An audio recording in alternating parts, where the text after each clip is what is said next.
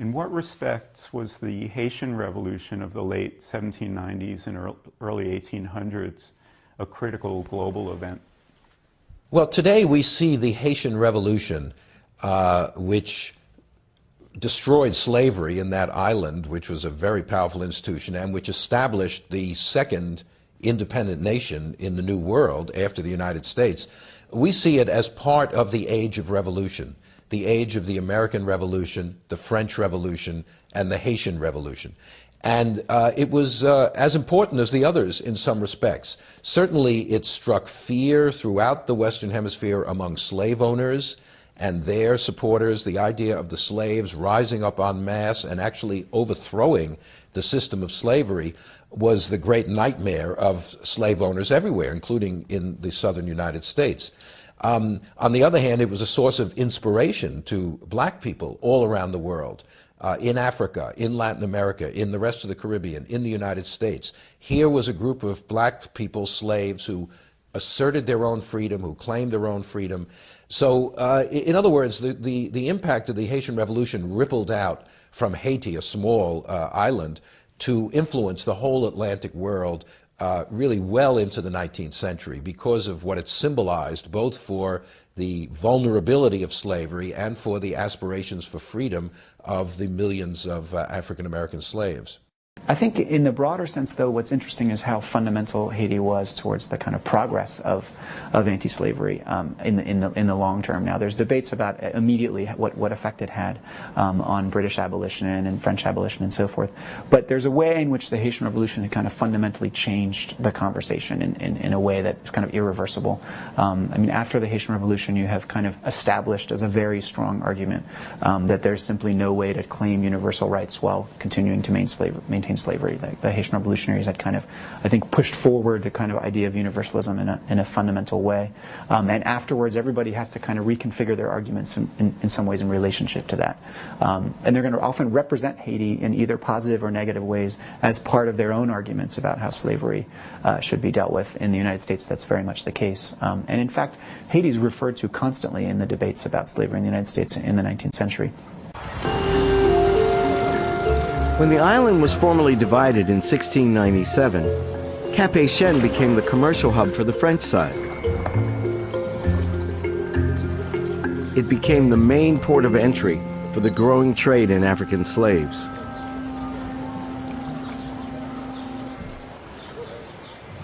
The number of Africans shipped to Haiti during the slave trade is staggering. 774,000. 300,000 more than came to the entire United States during the slave trade. If you look at the Atlantic during this period, North America is actually kind of on the edge of the system, right? It's actually not creating the same density of profits, and it's not receiving the same number of slaves either, because of crop difference, because of the different forms of settlement. There's all kinds of reasons. But the fact is that within both the British and the French Empire, the Caribbean colonies are kind of the economic powerhouses, right? And the result of that is that the slave importation is hugely focused on the Caribbean, many more numbers going there. It's also true that the death rates are much higher in the Caribbean. So you have a massive importation of slaves into Saint-Domingue, but very, very high death rates, right? So that over the course of the 18th century, we're talking about 800,000, perhaps more, brought in. And at the end of that time, you have 500,000 slave population, or less, actually. So the number of deaths are extremely high. And basically, that also creates a demographic reality that's really important during the Haitian Revolution, which is that the majority of people in Haiti in 1804 and in Saint-Domingue in 1791 are African-born, right? These are people who grew up within Africa, who have direct kind of links, personal links, individual links back to the continent. Haiti was the richest colony in the entire New World. It was the jewel in France's crown.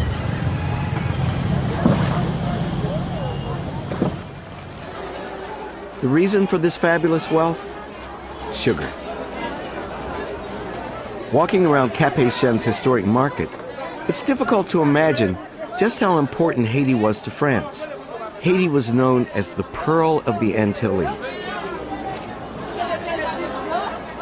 By the mid-1700s, this colony, a little bigger than Maryland, produced nearly half the world's sugar and generated 2/5 of France's overseas trade.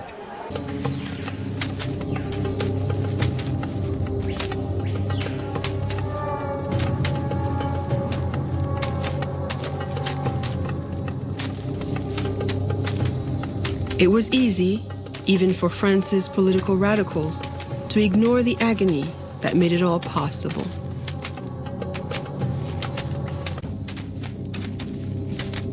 The whole concept of slavery itself is a totally savage one. The French, they brought it down to science. A slave coming from Africa would not last 3 years, the way the system was organized. The accounts about the tortures inflicted on slaves are often horrifying. Legs cut off or arms cut off, amputations for runaways, rubbing hot powder or pepper and so forth into the wounds. Slaves actually hung and left to die.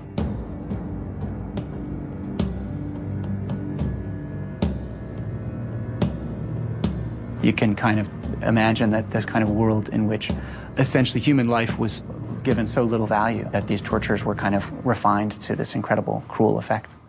On August 14, 1791, the Haitian Revolution began. On the night of August 22nd, 1791, 1,000 enslaved Africans attacked their masters.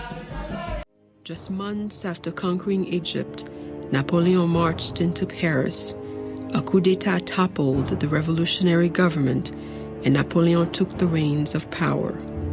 The revolution is over, he declared. I am the revolution. As Napoleon is rising to power in France, Toussaint is watching closely about what's going on. He knows several things. He knows, first of all, that there are very powerful pro-slavery voices in France who are agitating against him, attacking him, and proposing that slavery actually be recreated in some form in Saint-Domingue. Napoleon Bonaparte had had enough of revolution, and according to Napoleon, the U.S. President, Thomas Jefferson, shared his view.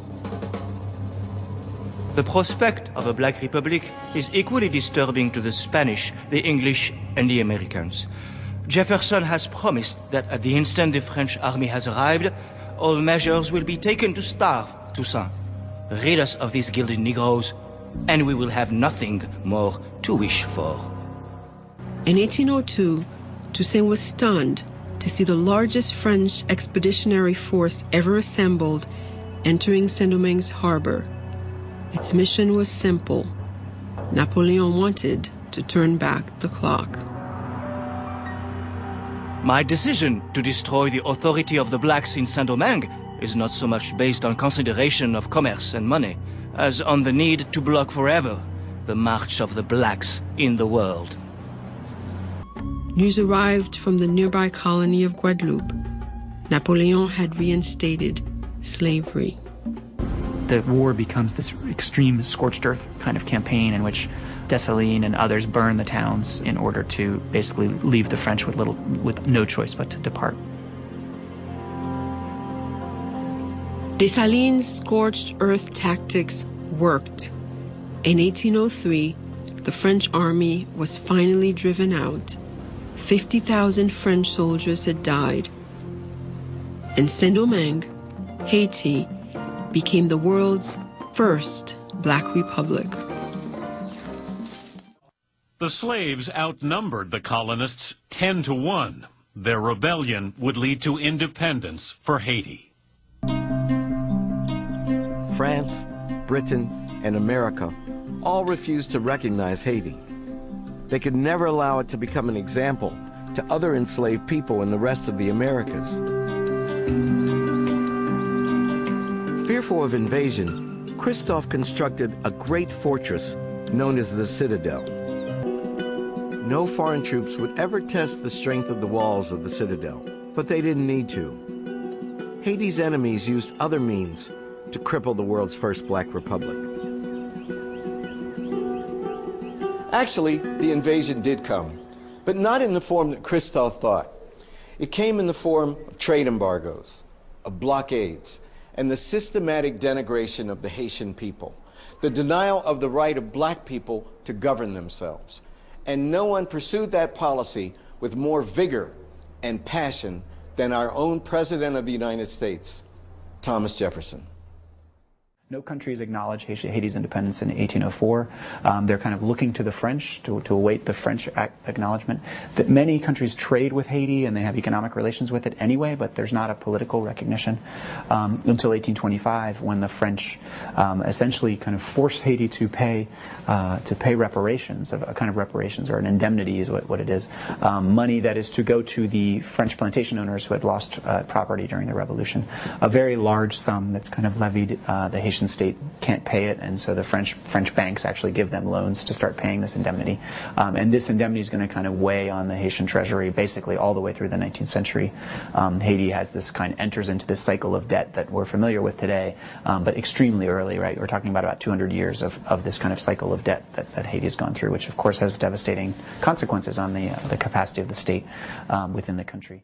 Under embargo and the threat of invasion from France, Haiti was forced to pay 150 million gold francs to France for the loss of property, namely slaves. This was eventually reduced to 90 million, the equivalent of more than $21 billion today. And they were paying that debt off, right through to 1947. 19 of those years were passed under a brutal U.S. military occupation. 15 United States Marines land in Haiti to battle Haitian bandits, threatening destruction of American property. Foreign intervention in Haiti's affairs would become even more blatant. On July 28, 1915, the United States Marines landed in Port-au-Prince, just as they would do in the Dominican Republic a year later. Their declared aim was to protect American and foreign interests. In other words, to ensure that Haiti paid its debt to America and France. For 19 years, the United States wielded an absolute veto over all government decisions, while the provinces came under the rule of Marine commanders.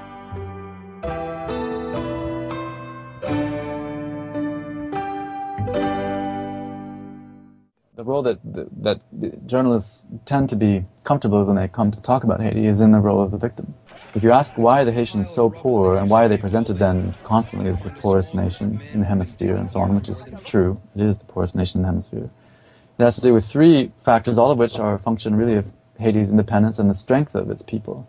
The first is the fact that they became independent by overcoming slavery themselves, and the consequence of that was a war that killed a third of the population, that left the country in ruins, and then left it isolated by an international embargo that was designed to quarantine the country. So a big reason why Haiti's poor has to do with the fact that they fought for their freedom and won it rather than receive it.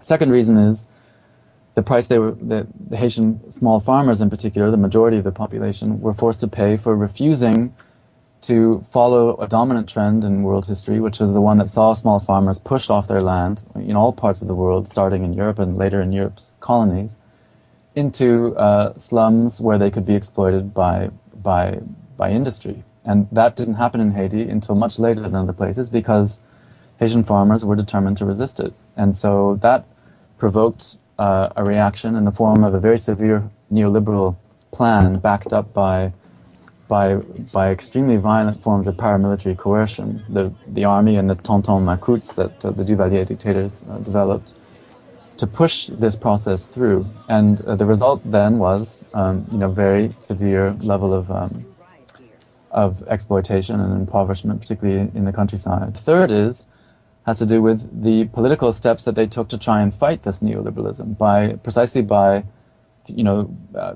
electing a government that could represent a political alternative to neoliberalism. So a popular movement develops in the 1980s to fight this tendency, and it elects a government on an anti-neoliberal agenda in 1990.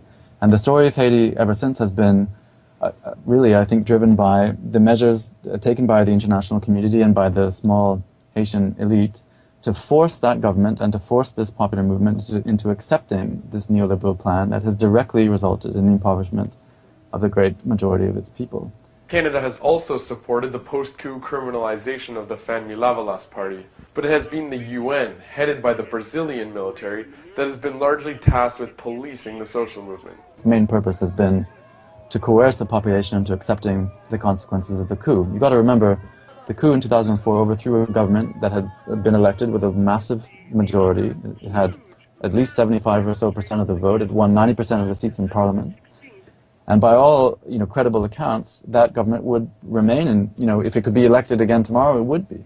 So what the UN's main job has been is to provide massive, overwhelming military and police presence to basically force the population into accepting it.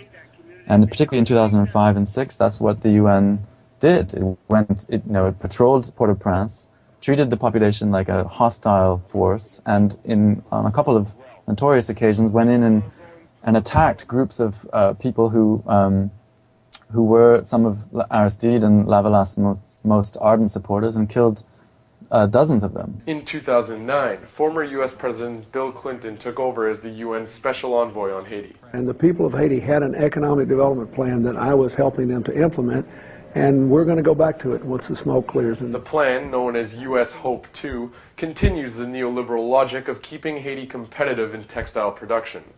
This plan was in action in the summer of 2009 when Haitian President René Préval vetoed a bill that would have raised the minimum wage to $5 per day. So here's the question. Why can't a country like Haiti catch a break? Go to CNN.com/Cafferty file. This political and historical story is then recast as a kind of natural condition, as if Haiti is a place that is naturally poor, naturally undemocratic, and so on, when it has precisely been made to be such, in large part by foreign interference. In 2003, there was a closed-door conference in Montreal, Canada, that brought together representatives from numerous countries to discuss Haiti's future. Not a single Haitian was invited, and Canadian journalist Michel Vastel broke the story that attendees had reached consensus that Aristide had to go. And just over 1 year later, Aristide found himself on a U.S. plane being flown into exile in the Central African Republic. He has not been allowed back to his country since. On Monday, the same countries will be meeting in Montreal once again for the Friends of Haiti conference. AFP reports that the meeting is, quote, expected to affirm the central role of the United States in post-quake Haiti, already illustrated by its massive military presence and relief efforts there. By the time the meeting starts on Monday, 20,000 U.S. troops are expected to be on the ground. Despite recent calls to repay the $21 billion that France extorted from post-revolution Haiti, French President Nicolas Sarkozy joined the chorus in blaming Haiti's misery on the supernatural, saying that Monday's conference should be, quote, a chance to get Haiti once and for all out of the curse it seems to have been stuck with for such a long time.